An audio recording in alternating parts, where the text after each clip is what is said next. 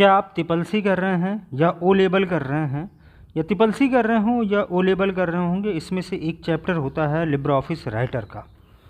तो Libre office Writer में हमने इस चैप्टर में सारे के सारे इंपॉर्टेंट क्वेश्चन को सेलेक्ट कर रखा है और उसमें जितने भी ऑप्शन होते हैं उन सारे ऑप्शन को डिस्क्राइब करने की कोशिश की है।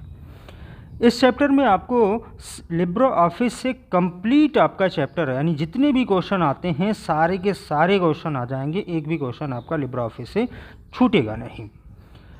चलिए, स्वागत है आप सभी का APIT एकेडमी में। स्टार्ट करते हैं। 81 नंबर क्वेश्चन से है, what is the default highlight colour of the Libre office Writer. यानी लिब्रे ऑफिस राइटर में जब हम यूज़ करते हैं तो डिफ़ॉल्ट हाईलाइट कलर क्या होता है। डिफ़ॉल्ट हाईलाइट कलर जो होता है वो फोरग्राउंड कलर के लिए यूज़ किया जाता है। जिस कलर पर या जिस टेक्स्ट पर आप हाईलाइट करना चाहते हैं उस टेक्स्ट पर आपका हाईलाइटर यूज़ हो जाएगा। तो इसमें ऑप्शन दिया गया है ब्लू, येलो और रेड और ग्रीन। तो हाईलाइट कलर जो होता है वो आपका बाय डिफ़ॉल्ट जो होता है वो येलो होता है। बाय डिफ़ॉल्ट के बारे में अगर और बात करें तो लिब्रे ऑफिस राइटर में आपका जो बाय डिफ़ॉल्ट फॉन्ट होगा वो आपका कितना होगा, 12 होगा। बाय डिफ़ॉल्ट फॉन्ट साइज़ जो होगी वो 12 होगी। बाय डिफ़ॉल्ट फॉन्ट फेस जो होगा वो लिबरेशन सेरिफ होगा। और बाय डिफ़ॉल्ट अलाइनमेंट जो होगा वो आपका लेफ़्ट अलाइनमेंट होगा। और हाईलाइट कलर बाय डिफ़ॉल्ट जो होगा वो आपका येलो होगा। तो एक ही क्वेश्चन में आपको कितने आंसर मिल रहे हैं। एक तो बाय डिफ़ॉल्ट हाईलाइटर कलर आपको मिल गया, बाय डिफ़ॉल्ट अलाइनमेंट मिल गया, बाय डिफ़ॉल्ट फॉन्ट फेस मिल गया और बाय डिफ़ॉल्ट आपका फॉन्ट साइज मिल गया। 5 क्वेश्चन के आंसर एक ही क्वेश्चन में आपको मिलेंगे। ऐसे सारे के सारे क्वेश्चन हम सॉल्व करते चलेंगे। What is the default file save in Libre office. Libre office में जो फाइल सेव होता है वो डिफ़ॉल्ट लोकेशन पर कहाँ पर सेव होता है। तो सबसे पहले आप जब सेव करते हैं किसी भी फाइल को आपने बनाया, उस फाइल को जब आप सेव करने हैं तो 2 ऑप्शन आपके पास में होता है। पहली बार फाइल को सेव करने के लिए या तो आप CTRL+S का प्रेस करते हैं या CTRL+Shift+S का प्रेस करते हैं, यानी सेव का यूज़ करते हैं या सेव एज का यूज़ करते हैं। दोनों का यूज़ हम सेव के लिए, डॉक्यूमेंट को सेव करने के लिए यूज़ कर सकते हैं। जैसे सेव या सेव एज पर क्लिक करते हैं तो एक डायलॉग बॉक्स हमारे पास में ओपन हो जाता है जिसे हम सेव एज डायलॉग बॉक्स कहते हैं। सेव एज डायलॉग बॉक्स में इधर आपका लोकेशन होगा और इधर आपका फाइल नेम होगा और इधर आपका फाइल टाइप होगा। लोकेशन में आपका डेस्कटॉप हो गया, डॉक्यूमेंट हो गया, पिक्चर हो गया या आपका वीडियो हो गया या इस तरीके से आपका C ड्राइव है, D ड्राइव है। इस तरीके से सारे के सारे लोकेशन आपको दिखाई देंगे। फाइल नेम में आप जो भी फाइल देना चाहते हैं वो आप दे सकते हैं। मान लिया हमने APIT अगर आप फाइल नेम दे दिया तो APIT फाइल नेम हम दे सकते हैं। फाइल टाइप में हम क्या दे सकते हैं, फाइल टाइप में जो होगा वो by default .odt by default आपको दिखाई देगा।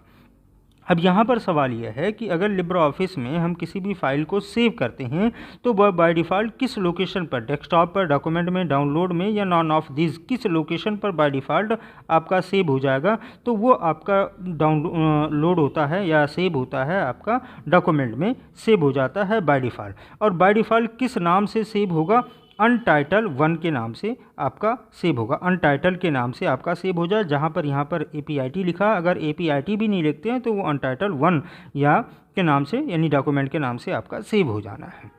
तो ऑप्शन नंबर आपका यहाँ पर B आपका सही हो जाएगा। Which of the following options will be used to change the printer related setting in LibreOffice writer. Printer setting related आपको राइटर में चेंज करना है तो क्या करेंगे। लिब्रे ऑफिस राइटर में प्रिंटर संबंधित सेटिंग चेंज करने के लिए इनमें से किस ऑप्शन का यूज़ किया जाता है। तो प्रिंट जो ऑप्शन होता है वो डॉक्यूमेंट को हम सीधा सीधा प्रिंट करने के लिए यूज़ करते हैं प्रिंट का ऑप्शन, यानी CTRL+P अगर प्रेस करेंगे तो उससे संबंधित आपका प्रिंट डायलॉग बॉक्स ओपन हो जाएगा। आप डॉक्यूमेंट को प्रिंट कर सकते हैं। प्रिंट प्रीव्यू जो होता है वो डॉक्यूमेंट को प्रिंट करने से पहले वो किस तरीके से दिखेगा उसको देखना है तो हम प्रिंट प्रीव्यू का यूज़ करते हैं। CTRL+Shift+O शॉर्टकट की है, CTRL+Shift+O का। प्रिंटर सेटअप जो है ये आपका प्रिंट संबंधित, यानी जब आप प्रिंट करने चाहेंगे प्रिंटर सेटिंग, प्रिंटर सेटअप में, तो उससे संबंधित आपको एक डायलॉग बॉक्स ओपन हो जाएगा। आप कितने पेज को प्रिंट करना चाहते हैं, कितनी क्वांटिटी में प्रिंट करना चाहते हैं, पोर्ट्रेट होगा आपका पेज या लैंडस्केप होगा, किस पेज साइज़ में प्रिंट करना चाहते हैं, वो सारी की सारी सेटिंग आपको प्रिंटर सेटअप में आपको दिखाई देंगी। तो यहाँ पर भी ऑप्शन वही आपका सही हो जाएगा, प्रिंटर सेटअप, यानी प्रिंटर सेटअप के लिए हम प्रिंटर सेटिंग संबंधित कोई भी रिलेटेड अगर सेटिंग करना चाहते हैं तो प्रिंटर सेटअप का यूज़ करेंगे। What are the place between the margin and the beginning of the paragraph, यानी मार्जिन और पैराग्राफ के बिगिनिंग में जो आपका स्पेस होता, जो स्थान होता, उसे हम क्या कहते हैं। तो सबसे पहले उसको ऑप्शन दिया गया स्पेसिंग, गटर, अलाइनमेंट और इंडेंट है। पहले तो हम मार्जिन के बारे में समझ लेते हैं। मार्जिन क्या होता है? मार्जिन आपका ये डॉक्यूमेंट, मान लिया इस तरीके से डॉक्यूमेंट हो गया। अब मार्जिन का मतलब ये है कि आप इस डॉक्यूमेंट से कितना जगह छोड़ते हैं किसी भी टेक्स्ट को लिखने के लिए, वो जगह आपका क्या कहलाएगा? मार्जिन कहलाता। अगर आपने टॉप पर इतना छोड़ा रखा है तो आपका क्या कहलाएगा? टॉप मार्जिन कहलाएगा। लेफ़्ट में आपने छोड़ा है तो लेफ़्ट मार्जिन, राइट में छोड़ा है तो राइट मार्जिन, और बॉटम पे छोड़ा है तो बॉटम मार्जिन। अब मान लिया हमारे पास में इस तरीके से डॉक्यूमेंट है और हमने जो लिखना है वो यहाँ से लिखना है, ये मार्जिन की लाइन हो गई। अब इसके बाद में भी हम मार्जिन के बाद में भी हम जगह छोड़ देते हैं, मान लिया यहाँ से हम लिखना स्टार्ट करते हैं या यहाँ से लिखना स्टार्ट करते हैं, ये हमारी मार्जिन की लाइन होगी, और हम लिखते हैं यहाँ से या यहाँ से लिखते हैं, तो इसको हम क्या कहेंगे? मार्जिन और कंटेंट के बीच में जो दूरी होगी उसको हम इंडेंट कहते हैं। उसको क्या कहते हैं? इंडेंट कहते हैं। और डॉक्यूमेंट और कंटेंट के बीच में जो होगी उसको हम मार्जिन कहते हैं। ये ध्यान रखेंगे, डॉक्यूमेंट और कंटेंट के बीच में जो खाली स्पेस होगा उसको हम मार्जिन कहेंगे, और मार्जिन और कंटेंट के बीच में जो खाली स्पेस होगा उसको हम इंडेंट कहेंगे। तो यहाँ पर जो सवाल है वो पूछा गया है, मार्जिन और पैराग्राफ की शुरुआत में बीच में कौन सा स्थान होता है, यानी जो मार्जिन दिया गया है ये मार्जिन रही, और मार्जिन और कंटेंट ये रहा, इसके बीच में जो खाली स्थान होगा उसको हम क्या कहेंगे? उसको हम इंडेंट कहेंगे। तो ऑप्शन नंबर डी आपका यहाँ पर तो करेक्ट हो जाएगा। यहाँ पर तो ये क्लियर हो गया। उसके बाद में अब स्पेसिंग के बारे में समझ लेते हैं। स्पेसिंग क्या होता है? Line spacing determine the amount of the vertical space between the line of the text in the paragraph. By default line spacing 1, line spacing 1.15, line spacing 1.5 और लाइन स्पेसिंग 2। लाइन स्पेसिंग क्या होता है? यानी किसी line को हम लिखने के लिए, ये लाइन हम लिखते हैं, इन लाइनों के बीच की जो दूरी होती है उसको हम लाइन स्पेसिंग कहते हैं। बाय डिफ़ॉल्ट जो लाइन स्पेसिंग होती है वो लाइन स्पेसिंग 1 होती है, लाइन स्पेसिंग 1 होती है। अब गटर क्या होता है? A gutter margin add extra space of to the side margin, top margin और inside margin of the document that you plan to bind. यानी मार्जिन के बाद में जो स्थान, ये मार्जिन की लाइन होगी। मान लिया आपके पास में इधर, आपने इधर बना लेते हैं हम, इधर आपने क्या किया, ये आपकी मार्जिन की लाइन होगी, और मार्जिन के बाद में थोड़ा सा स्पेस और छोड़ देते हैं हम, यहाँ तक और थोड़ा सा छोड़ देते हैं, या इस साइड में हम थोड़ा सा और छोड़ देते हैं। इसको हम क्या कहेंगे? गटर कहेंगे। क्या कहते हैं? गटर। गटर का यूज़ क्या होता है? गटर का यूज़ होता है जब हम कोई डॉक्यूमेंट बनाते हैं तो उसको बाइंडिंग करना, फोल्ड करना है, तो कुछ स्पेस आपका कंज्यूम करता है, उसी को हम गटर कहते हैं। उसके लिए जो जगह छोड़ा जाए उसको हम गटर कहते हैं। तो गटर आपका जो मार्जिन के बाद में जो स्पेस छोड़ा जाए उसको हम गटर कहते हैं। अलाइनमेंट क्या होता है? Alignment of the text refer to the position और arrangement of the text in the document window, like left alignment, right alignment, centre alignment और जस्टिफाई अलाइनमेंट। 4 तरीके से अलाइनमेंट होते हैं। यानी डॉक्यूमेंट में किसी भी टेक्स्ट को लिखने के लिए किस तरीके से अरेंज किया जाएगा और किस तरीके से व्यवस्थित किया जाएगा उसको हम अलाइनमेंट कहेंगे। जैसे आपका राइट साइड में या लेफ्ट साइड में आपका पूरा का पूरा टेक्स्ट बराबर है तो उसको हम लेफ्ट अलाइन कहेंगे। राइट साइड में आपका पूरा का पूरा बराबर है तो उसको आप राइट अलाइनमेंट कहेंगे। ना लेफ्ट बराबर है ना राइट बराबर है, बीचों बीच में बराबर है तो उसको सेंटर अलाइन कहेंगे। लेफ़्ट भी आपका बराबर है और राइट भी आपका बराबर है तो उसको हम क्या कहेंगे? जस्टिफाई अलाइन कहेंगे। इस तरीके से हम अलाइनमेंट का यूज़ करते हैं। इंडेंटेशन क्या? Indentation determine the distance of the paragraph from the इधर टू द लेफ्ट और the right margin with in the margin. You can increase or decrease the indentation of the paragraph or the group of the paragraph. You can also a negative indent outdent इसे कहते हैं which pull the paragraph out the toward the left margin. You can create the hanging indent in which the first line of the paragraph is not indented but subsequent line is indented. Indent को हमने बताया, ये थोड़ा सा topic आपका बड़ा हो जाएगा, इंडेंट को यहाँ पर समझाना मुश्किल है, अलग से इसके लिए वीडियो हम बना देंगे। अगर आप कमेंट में चाहते हैं कि अगर ये इसके इंडेंट के बारे में अलग से वीडियो बने तो आप कमेंट में आप लिख कर भेजिए, अलग से एक वीडियो थोड़ा सा बेटर आपको समझा दिया जाएगा। लेकिन फिलहाल के लिए आप इतना समझ लें इंडेंटेशन क्या होता है या इंडेंट्स क्या होता है। मार्जिन और डॉक्यूमेंट के बीच में, मार्जिन और कंटेंट के बीच में जो खाली स्पेस होगा उसको हम क्या कहते हैं, इंडेंट कहते हैं। और इंडेंट कई तरीके से होते हैं, लेफ़्ट इंडेंट भी कह सकते हैं और राइट इंडेंट, दो तरीके से आपके लेफ़्ट इंडेंट और राइट इंडेंट होते हैं। इंडेंट के अंदर अंतर्गत आपका हैंगिंग इंडेंट भी होता है और नेगेटिव इंडेंट भी होता है। हैंगिंग इंडेंट और नेगेटिव इंडेंट ये नेक्स्ट वीडियो में ही समझाएंगे, थोड़ा सा टॉपिक आपका बड़ा हो जाने वाला है, ठीक है ना। तो अब शॉर्ट में ही समझते हैं, नेक्स्ट वीडियो में आपको समझा दिया जाए, ठीक।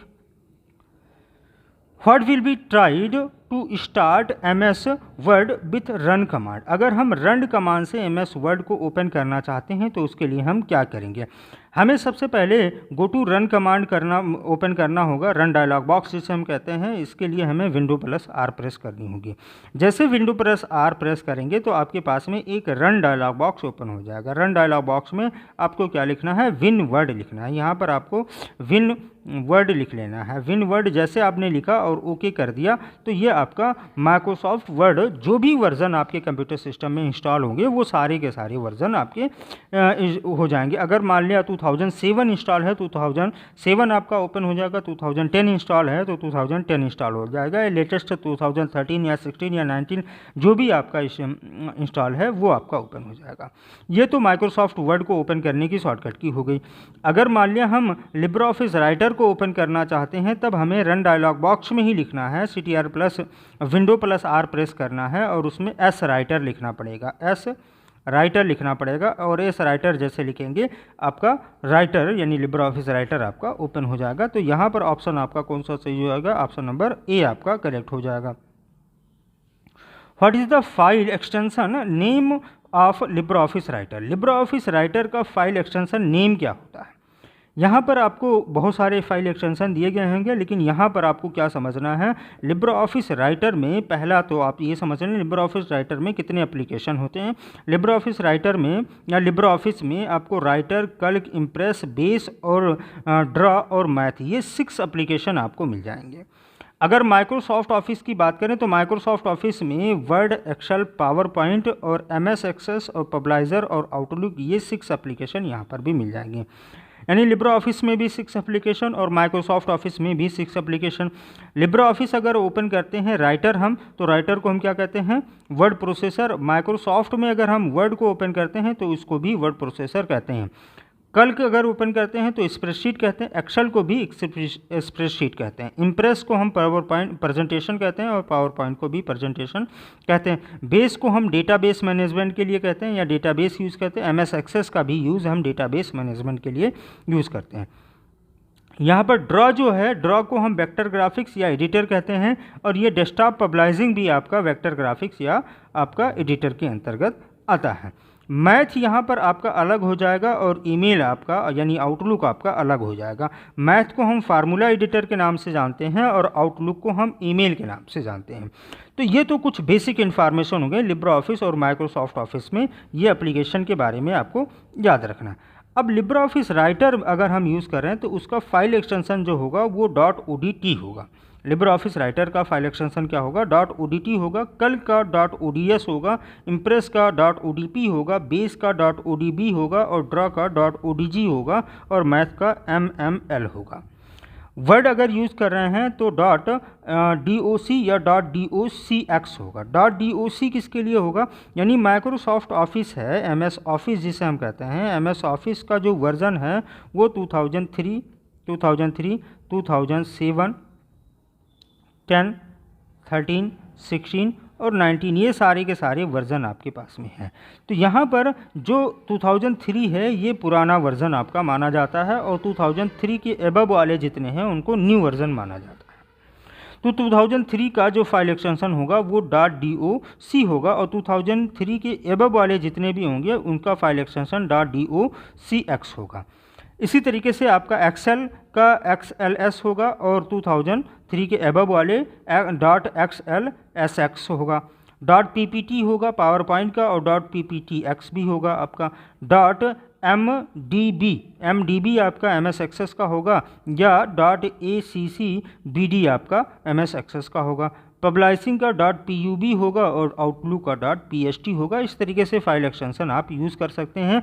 अब यहाँ पर पूछा गया है लिब्रे ऑफिस राइटर का फाइल एक्सटेंशन क्या होता है, तो लिब्रे ऑफिस राइटर का हमने फाइल एक्सटेंशन बताया .odt, ऑप्शन नंबर आपका बी सही हो जाएगा। तो एक ही क्वेश्चन में आपको कितने ऑप्शंस मिल रहे हैं, कितने आपको प्रश्नों के जवाब मिल रहे हैं, ये आप खुद समझ सकते हैं। ऐसे हर वीडियो आपका बनेगा और इसी तरीके से सारे के सारे क्वेश्चन सॉल्व किए जाएंगे। लगभग इतना समझ लीजिए आप कि एक ही चैप्टर में जितने भी क्वेश्चन हैं उन सारे क्वेश्चन को एक ही चैप्टर में सॉल्व कर दिया जाएगा, उससे ज़्यादा आपको पढ़ने की ज़रूरत नहीं है। Which of the following options appear when the hyperlink is selected in the LibreOffice Writer? अगर हम LibreOffice Writer में हाइपरलिंक सेलेक्ट करने पर निम्न में से कौन सा ऑप्शंस आपको दिखाई देता है?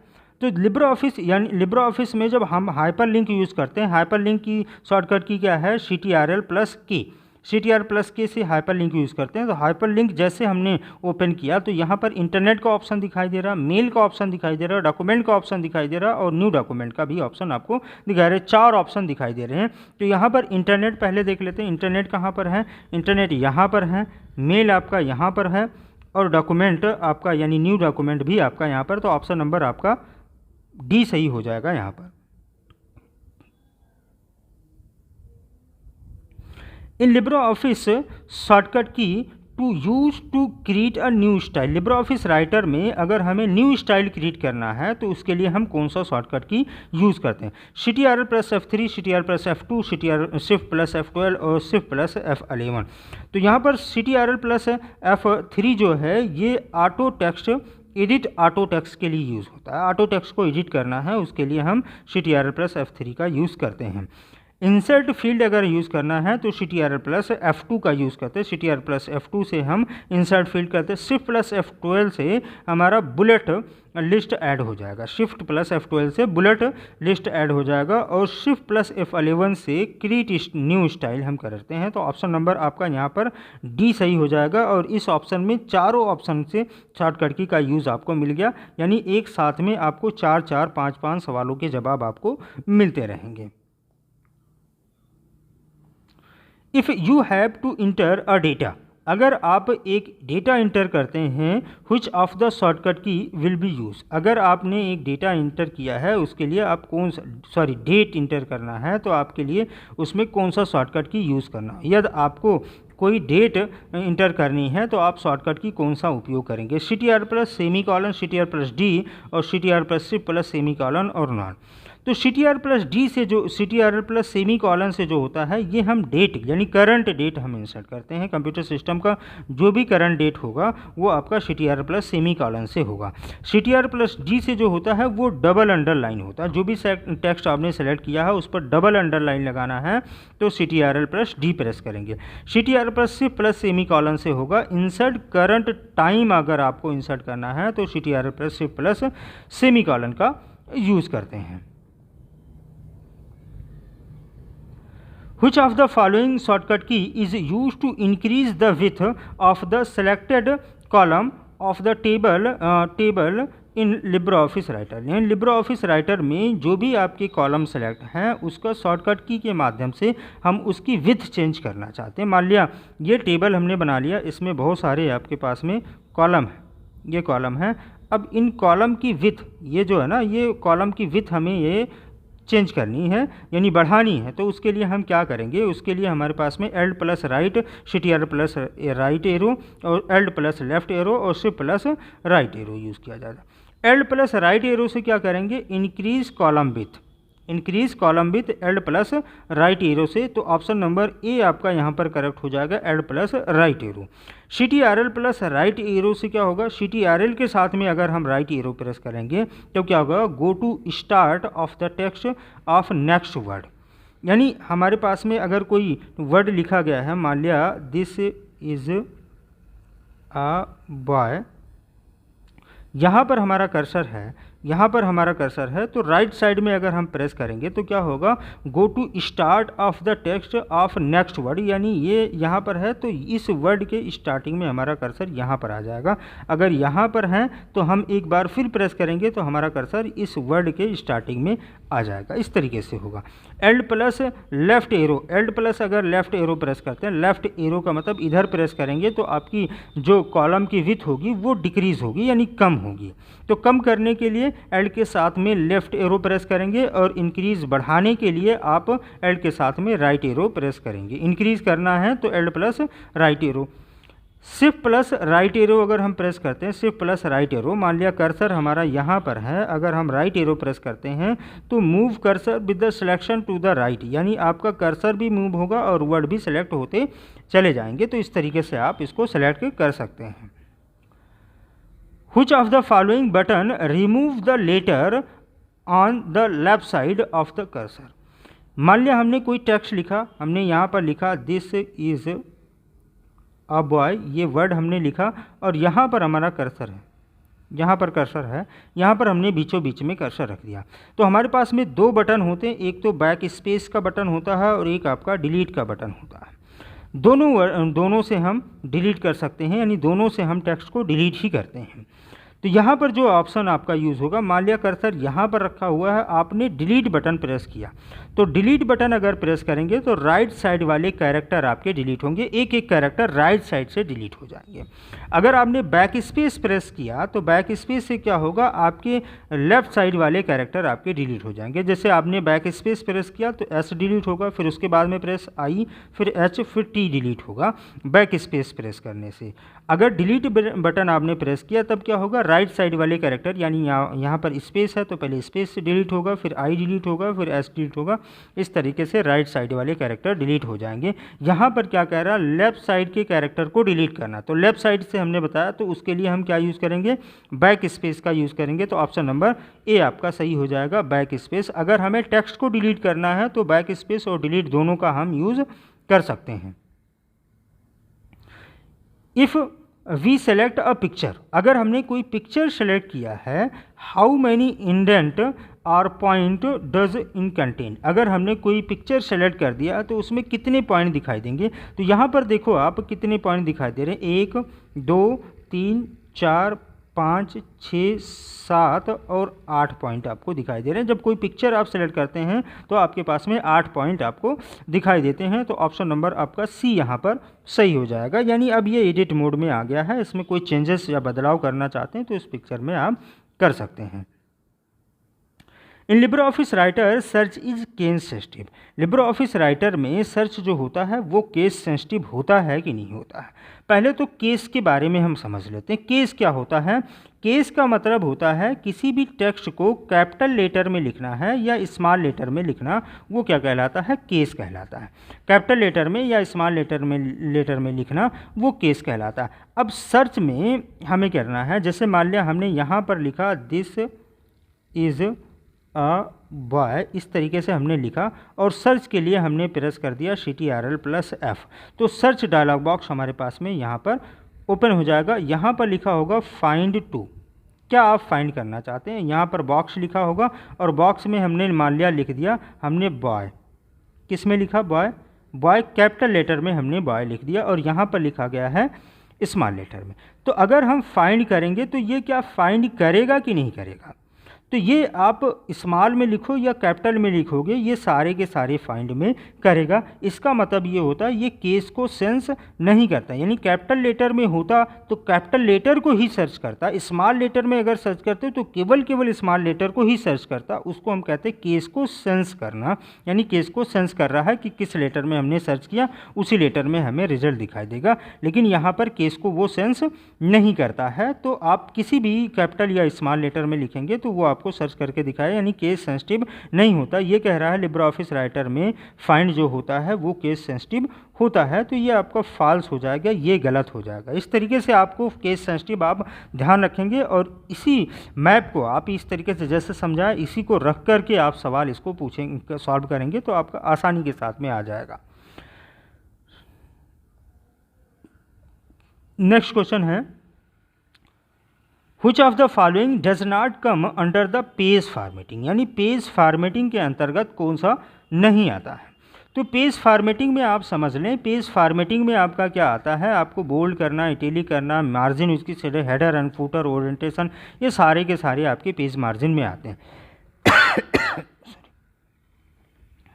यहाँ पर पहला ऑप्शन दिया गया है setting margin, find and replace, setting header and footer और पेज ओरिएंटेशन। तो पेज ओरिएंटेशन भी आपका आता है, हेडर एंड फुटर भी आपका पेज फॉर्मेटिंग में आता है और सेटिंग मार्जिन भी आपका आता है। तो यहाँ पर जो ऑप्शन आपका सही होगा वो फाइंड एंड रिप्लेस जो होता है, ये ऑप्शन आपका फॉर्मेटिंग में नहीं आता, तो ऑप्शन नंबर बी आपका सही हो जाएगा।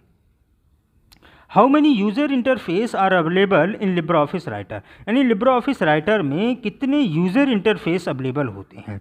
यानी यूज़र इंटरफेस का मतलब क्या होता है, यानी ऊपर सबसे आपके ऊपर टाइटल बार होगा, उसके नीचे आपका मीनू बार होता है और टोटल कितने मीनू होते हैं, 11 मीनू आपके पास में होते हैं। जब file Meenu, edit Meenu, view Meenu, इस तरीके से सारे फाइल पर जब हम क्लिक करते हैं तो उससे संबंधित जितने भी टूल और कमांड होंगे वो सारे के सारे लिस्ट में आपके पास में आ जाएंगे। जैसे न्यू हो गया, ओपन हो गया, सेव हो गया, सेव एज हो गया, एक लिस्ट के रूप में आ जाते हैं। अगर आप माइक्रोसॉफ्ट वर्ड 2013 यूज़ कर रहे हैं तो आपको सारे के सारे टूल एक रिबन पर दिखाई देते हैं, ये इसी को हम कहते हैं यूज़र इंटरफेस चेंज करना। तो कितने तरीके से यूज़र इंटरफेस होते हैं, तो यहाँ पर आपके पास में दिया गया है single tool bar, side bar और टैब कॉम्पैक्ट और ग्रिड कॉम्पैक्ट और कॉन्टेक्चुअल सिंगल, ये आपके पास में 5 आपको दिखाई देंगे, यानी 4 यूज़र इंटरफेस आप यूज़ कर सकते हैं लिब्रे ऑफिस राइटर में। तो ऑप्शन नंबर आपका सी यहाँ पर सही हो जाएगा।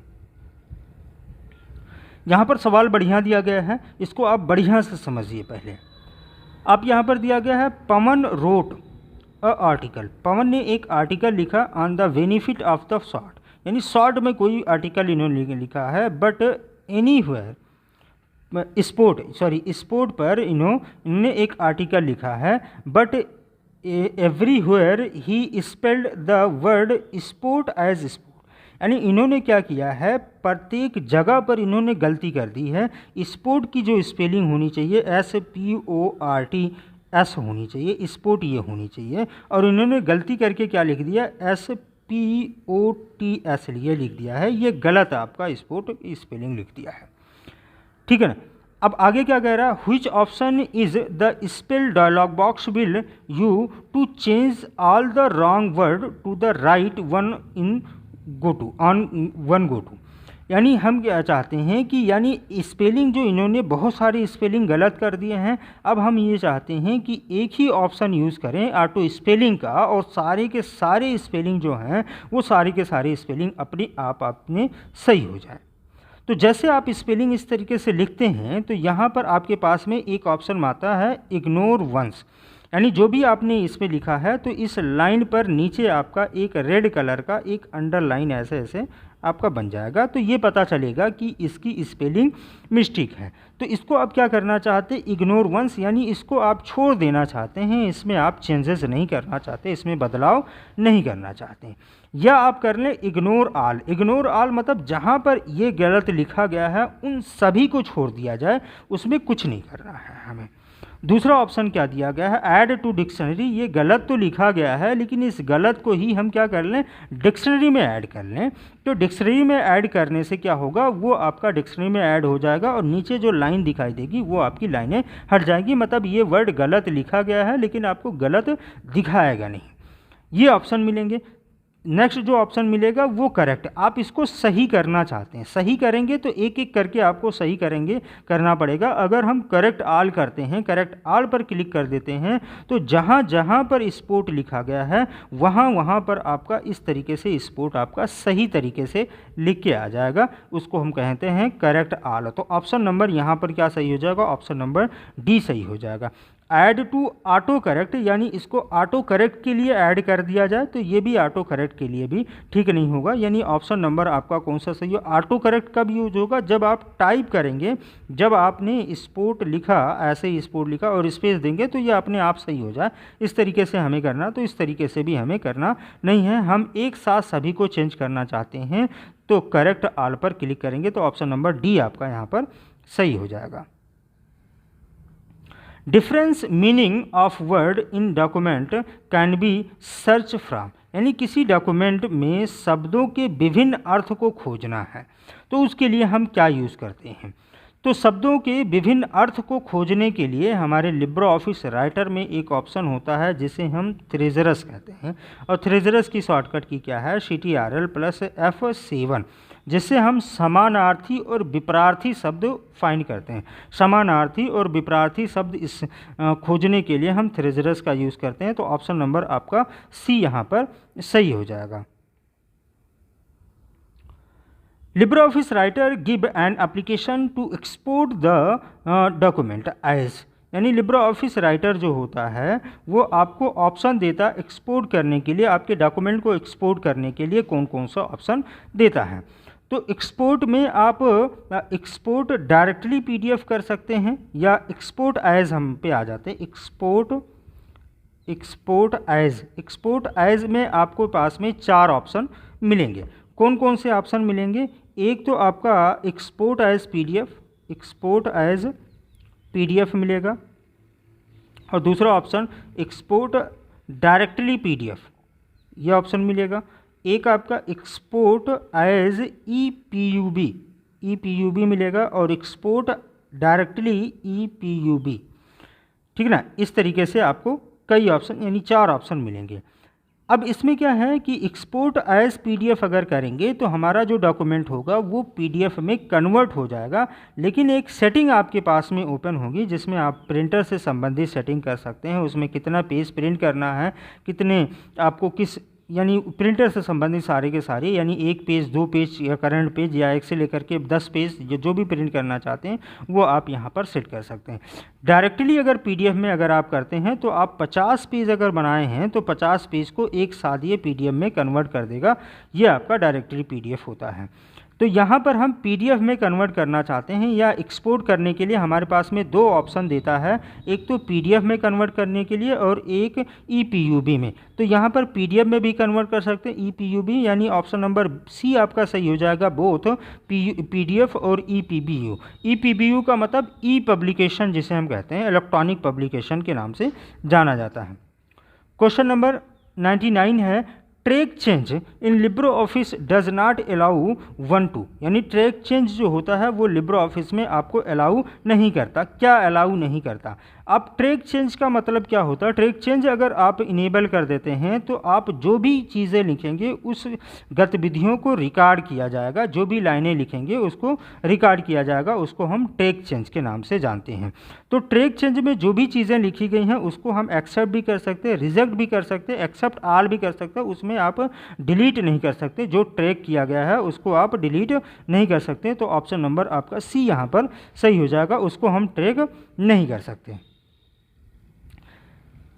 लास्ट क्वेश्चन है, spelling are correct automatically in the writer because of the which of the following features, यानी निम्नलिखित में से किस विशेषता के कारण राइटर में वर्तनी यानी स्पेलिंग ऑटोमेटिकली रूप से सही हो जाती है। ऑटोमेटिकली रूप से अगर हमें सही करना है तो ऑटो करेक्ट ऑप्शन का यूज़ करेंगे, ऑटो करेक्ट ऑप्शन का यूज़ करते हैं तो अपने आप सही हो जाएगा। तो ऑप्शन नंबर आपका बी यहाँ पर सही हो जाएगा। Thank you for watching. इस वीडियो में इतना ही, और इस वीडियो को लाइक और सब्सक्राइब जरूर करें और हमारे चैनल को ज़्यादा से ज़्यादा शेयर करें और इस वीडियो को भी शेयर करें। Thank you for watching.